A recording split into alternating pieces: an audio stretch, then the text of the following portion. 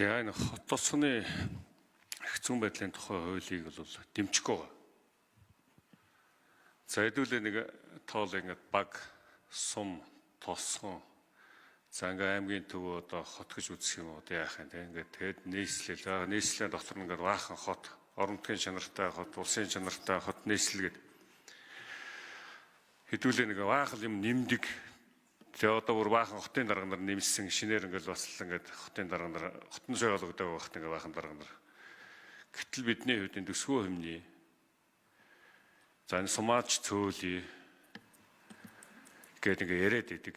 Ийж байгаа үйлдэл маань эсэргээр байгаа. За ойлгомжтой хот тосны тухай хэцүү байдлын тухай хуулийн дээр асуудлууд ярьж байна. За аймгийн төв хот. За хот нь одоо ямар хэцүүтэй байх юм. За татвараа авдаг өөр эрхтэй бай. За бүр ингээд цаашлаад ярьж байна л да. Босоо томилгоонуудаа одоо бас өөрсдөө томилдог бай гэдэг. Үгүй шүү дээ. Чи өөр хөлтэй шүү дээ. Гээд ингээд зөндөө асуудлаа дараараасаа гарч ирж байгаа. Тэгээ өнөөдөр хэвтүүлээ ингээд энэ хуулийн хэрэгжилтийг одоо нэг жилээр хойшлуулъя гэх ингээд яриа сууцдаг. Энэ бол өрөөсөө хүчингүй болох хэрэгтэй. Одоо дүүрэг ажиллаа хийж л байгаа шүү дээ. Тамгаа бариад ирэх хэмжээнийхээ хүрээний бүхэл асуудлаа шийдвэрлээд явж байгаа шүү дээ. Хот болохоор сайхан болчихно гэж бодчихгүй шүү дээ. Тэгэхээр энэ байдлаас одоо салах хэрэгтэй. 30 хэдэн жил бид нэр ингэж ярьлаа шүү дээ. Тэгээ энийг бол дэмжихгүй байна. За ингээд татвартай холбоотой асуудал ярьж байгаа. Яг үн чанартай татвар нийслэл тусдаа татвар аваад эхлүүл бидний татварын одоо энэ хуульч яах вэ? Энэ нэгдсэн төсөв чи яах вэ? Гээл бас л зөндөө асуудлууд яригдчих эхэлнэ. Тэгжээд л иргэд маань одоо бас юу ярьж байгаа вэ те? Энэ татвар чин замраа галдлаа. Татвар гасна гэсэн яасан бэ? Ингээд нэмээд бид нар одоо сүүлдээ улсынхаа нийслэлийг ч орж чадхаа байлаа гэдэг өдөр нутгийн иргэд маань л маш их одоо энд дургуцж шээ. Тэгэхээр нэг юм өөрчлөнө гэж ярихаараа татварын асуудал яригддаг. Тэгэхээр энэ хуулийг бол дэмжихгүй байгаа. За яг өнөөдрийн байдлаар ингээд 43 хот, 4 дагуул хот гэж хэдэн үнэтэй вэ бид нэр те.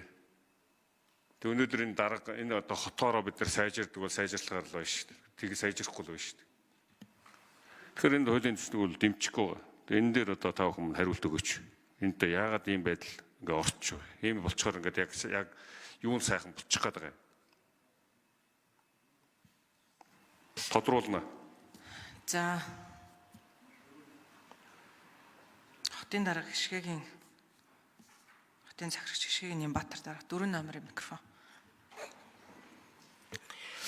Тэг жаргал цагаан гишүүний асуултанд хариулъя. Одоо бол зөвхөн нийслэл Улаанбаатар хот нийслэлийн иргэдэд үйлчилгээнээс 2 хүртэл хувийн татвар авч байгаа. Өөрөөр хэлбэл гадны ирсэн жуулчид, ресторан, зоогийн газраар үйлчлүүлсэн дээр нийслэл хотын татвар гэж өгч байгаа. Таны сонгогдсон Баян-Онгор аймгийн төв хэрвээ энэ хот тосгоны эрх зүйн байдлын тухай хуулиар аймгийн төв нь Баян-Хонгор хот болвол нэгдүгээрт хотын татвар гэдэг ийм үйлчилгээнийхээ татварыг хурааж авах эрх зүйн үндэс бүрдэнэ.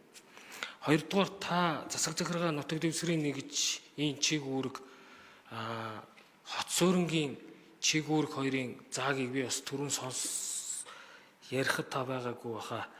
Юу гэхээр өнөөдөр бид нар 1992 оны шинэ үндсэн хууль батлагдсанаас хойш хот суурин газрын зохион байгуулалтыг энэ 33 жилийн хугацаанд хийгээгүй.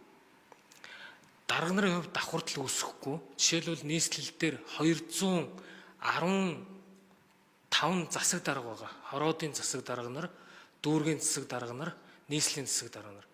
За энэ бид нар 14 хоттой болсон тохиолдолд 204 хорооны засаг даргаыг одоо хороог татан буулгана.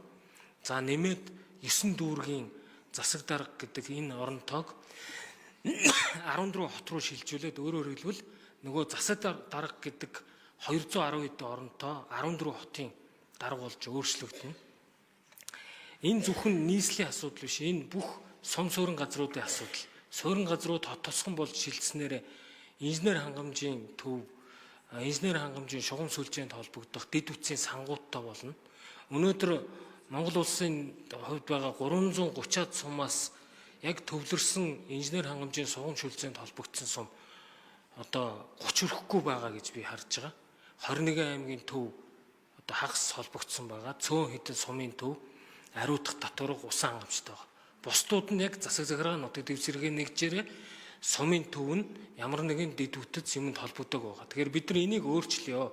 Засаг захиргааны нутаг дэвсгэрийн нэгжийн чигүүргийг тэр суурин газарт нь зарим чигүүргүүдийн шилжүүлээ, татвараа хурааж аваа, түүнийгээ захиран зарцуулаа, дэд үтсээ татаа, иргэддээ хоцорон газрын үйлчлэгээ үзүүлээ, хог шатаах, хог цуглуулах төв хүртэл байхгүй байна. Энийг шийдэх гэж энэ хот тосгоны хуулийн уг нь гол суурь концепц хийгдсэн юм аа.